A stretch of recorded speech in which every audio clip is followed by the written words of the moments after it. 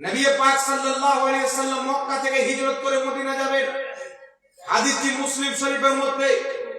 সাহাবী রাসূল বলেন ফাসাইদার রিজাল ওয়ান নিসা ফাওকাল বুয়ুত তাফাররাকাল গিলমান ওয়াল খুদ্দাম ফি তুরুক ইউনাদুনা ইয়া মুহাম্মদ ইয়া রাসূলুল্লাহ ইয়া মুহাম্মদ ইয়া রাসূলুল্লাহ।